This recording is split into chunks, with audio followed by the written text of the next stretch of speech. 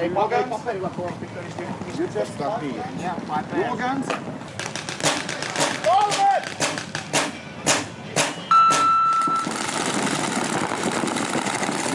Yhteistuumi! Tartti sun peiliin! Lisää! 3-1! 3-2! Hissi ykkösteltaa! 3-2! 7-0! Ykkösteltaa! 7-1 lystyy! Tumi pois! 3-3! 7-1! 3-4! 3-4!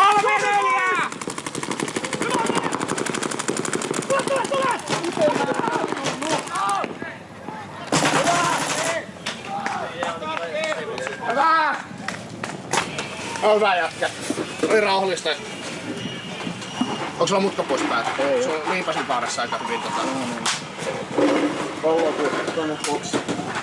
Muuta ei. 4. Toimit sininen kaikilla.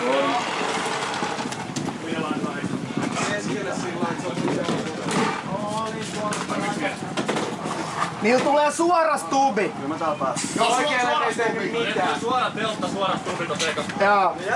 Ne jättää kuulemma 3 jätkää tähän laitaan ja ne ottaa teltta suoraan. Yksi puikko. Sinisten mukaan. Miten meni? En mä tiedä, mä istuin ja ammuskelin ja sitten ne työnsi bokseja ja sit minä, en mä tiedä kuka niihin olisi. Kiitos. Boksipallo. Kyllä mulla on boksipallo. Tietää, että metsän tulee vähän.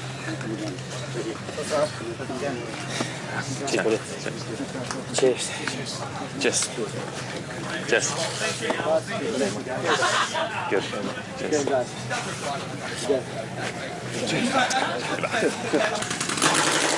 Meni suora linja, se oli se snake. Mitä, se oli hyvä. Pula. Joo, 1 selkää ja...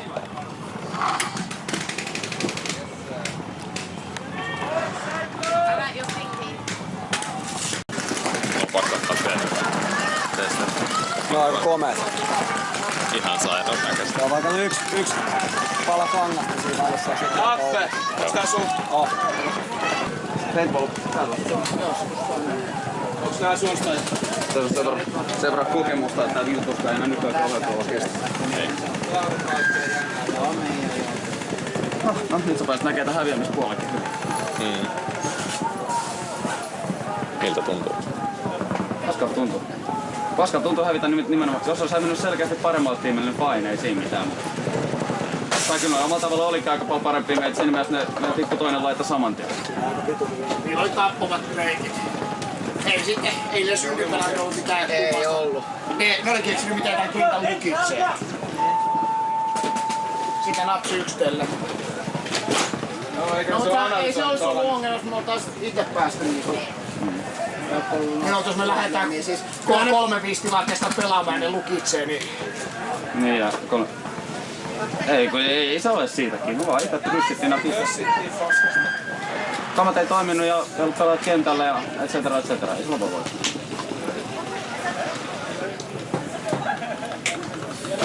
Mutta seuraavaa kertaa. The second component of the site of the tribe are the material elements constituting the practice. These include the images, visuals, and other aesthetics. For example, the sporty aesthetic of tournament paintball defines a paintball athlete from a recreational paintball enthusiast. Such representations come into being in concrete artifacts, brands, products, and also tools, machines, and other objects. Physical and virtual spaces, such as online sites, shape the ways in which the practice is performed. Also, other non-human agents, including natural forces, have an effect on how the practice is contextually performed. These athletic and tribal aesthetics are present in tournaments, magazines, websites, and numerous brands promoted by equipment and apparel manufacturers. The aesthetics are also in use both on and off the field to signal difference or status. In addition, paintball venues such as tournaments and parks with their game fields and marketplace bazaars govern how the practice is performed and reproduced.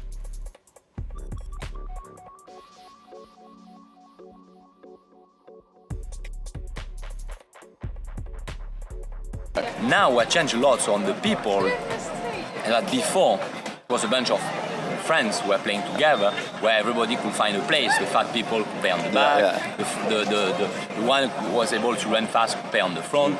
So there was a place for everybody in the paintball. This was the very good part. It's still the case today, and on the recreational market, you still can play with your son, with your father.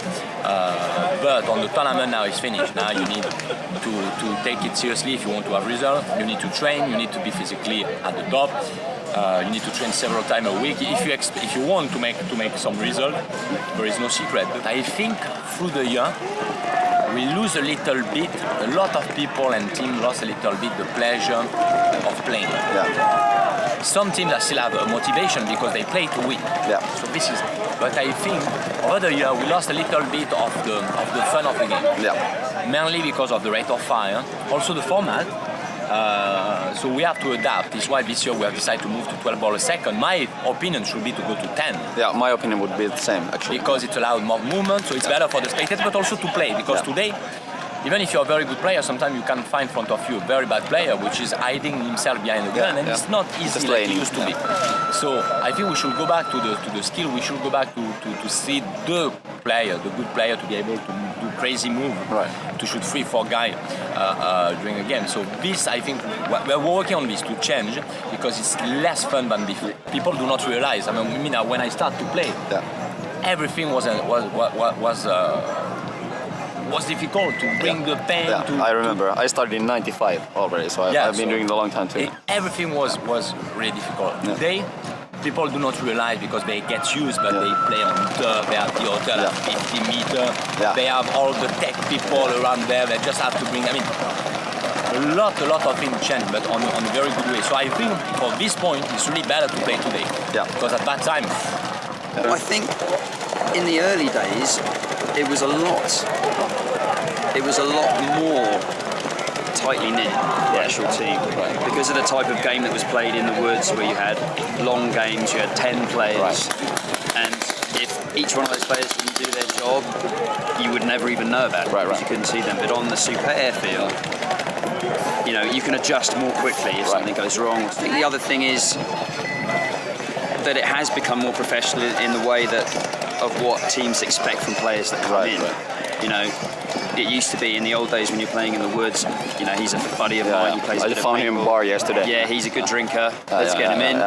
You know, now it's, you know, it's very much thought out, what will he bring to the team, what skills has he got, what attitude has he got, what heart has he got to actually bring and add something to the team. Because you never want to pull anybody in that's not going to add something. If you do that, you're just wasting that spot.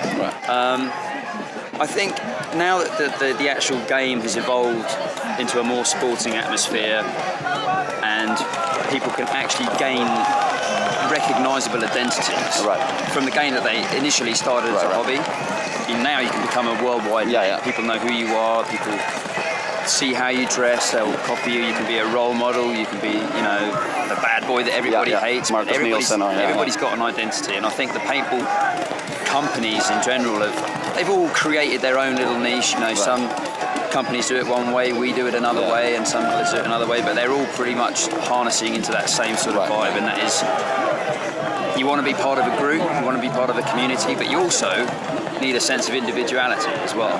I think that's been the biggest change in the last 2 years is, although you want to be part of the same community, you still want to stand out as being an individual. It'll always be a part of my life because it's all I really know, you know. And until I step down and don't play anymore, I don't know where the future of paintball is going to go. You know, I'm going to still be playing all the events and doing what I can do to promote the sport, but, you know, unfortunately we don't have the best people behind running the ship, you know, in America, in Europe, you know, tournament-wise, sponsor-wise, company-wise. You know, it's a lot of people that maybe aren't educated enough. You know, they're just, I don't know, whatever it may be. And one day I'll step down and I'll see what I can do to take it to the next level. Hopefully there can be someone before me so I can keep playing, but, you know, we'll see.